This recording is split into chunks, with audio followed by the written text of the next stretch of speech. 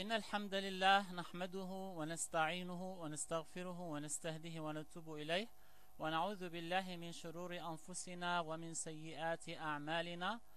محمد السادس الملك الهاشمي الذي يملك في المغرب. السلام عليكم ورحمة الله وبركاته.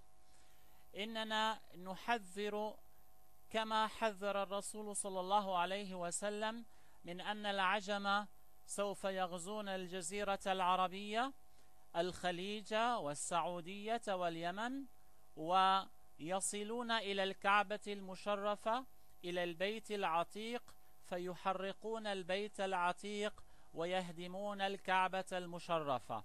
إننا ندعوكم أيها الهاشمي كما أخبر بذلك النبي صلى الله عليه وسلم عندما اجتمع مع قوم من قبل المغرب عليهم ثياب الصوف، فوافقوه عند أكمة فإنهم لقيام، ورسول الله صلى الله عليه وسلم قاعد. فقال راوي هذا الحديث: قلت في نفسي ائتهم فقم بينهم وبينه لا يغتالونه. قال: ثم قمت فقلت لعلي نجي معهم، فأتيتهم فقمت بينهم وبينه. قال: فحفظت منه، أي من رسول الله صلى الله عليه وسلم، 4 كلمات أعدهن في يدي: تغزون جزيرة العرب فيفتحها الله، ثم فارس فيفتحها الله، ثم تغزون الروم فيفتحها الله، ثم تغزون الدجال فيفتحه الله تبارك وتعالى. فهذا الحديث في صحيح مسلم، وهو رسالة من محمد صلى الله عليه وسلم إلى أهل زماننا هذا، الذي قال عنه الرسول صلى الله عليه وسلم: إذا رأيت البنيان، طبعا حول الكعبة المشرفة، إذا رأيت البنيان قد ارتفع على جبل أبي قبيس وجرى الماء في وديان مكة، فقد وقع الأمر. وفي رواية أخرى: فخذ حذرك. فهؤلاء الذين يزعمون بأنهم على الإسلام، هؤلاء الذين يزعمون العجم الذين يزعمون أنهم على الإسلام، سوف يغزون الجزيرة العربية كما هم يفعلون في سوريا الآن، وكما فعلوا في العراق. سيغزون الجزيرة العربية. يوشك ألا يبقى في جزيرة العرب من العجم إلا قتيل أو أسير يحكم بدمه.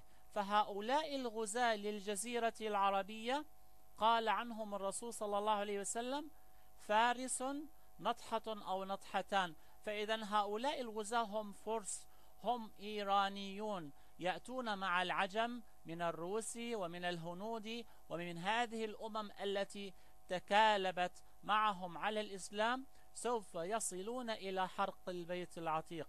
قال النبي صلى الله عليه وسلم: كيف بكم إذا حرقتم البيت العتيق؟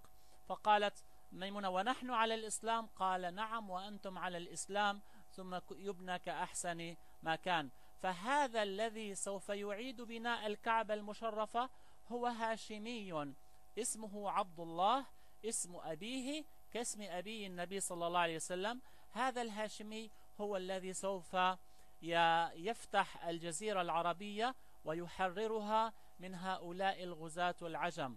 فأنا أدعوك أيها الهاشمي محمد الملك الطيب، ندعوك إلى نصرة الهاشميين في الأردن. فأنتم في المغرب وفي الأردن أنتم بقية الإسلام، كما قال النبي صلى الله عليه وسلم: فتنة تصيب الناس كلهم لا ينجو منها إلا الجند الغربي، والجند الغربي هم أنتم أهل المغرب. لستم أنتم الرايات الصفر التي أخبر عنها النبي صلى الله عليه وسلم، لأن تلك الرايات سوف تأتي بالثبور وبالعار على أهل الإسلام، يقودها رجل من بني كندة أعرج. أنتم هاشميون. وهذا الحديث الذي أخبر عنه الرسول صلى الله عليه وسلم لا ينطبق إلا في زمانكم، في زمان محمد الهاشمي وفي زمان عبد الله الهاشمي. فيا أيها الهاشميون في المغرب، الله الله في الجزيرة العربية، الله الله في مكة المكرمة، نحن ندعوكم أن تأتوا بقدكم وقديدكم لنصرة أهل الإسلام في السعودية وفي الخليج.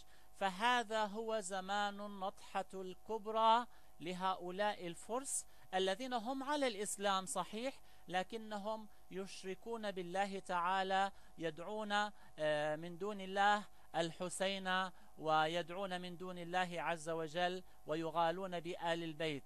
فهذه رسالتي إليكم، بارك الله فيكم، فهبوا لنصرة الإسلام، فإن الإيمان سينتقل من مكة والمدينة وسوف ينزل في عمان البلقاء. فإلى الهاشميين في الأردن، كونوا معهم يدا بيد من أجل تحرير الجزيرة العربية من هؤلاء الغزاة القادمون. وصلى الله على نبينا محمد وعلى آله وصحبه وسلم تسليما كثيرا.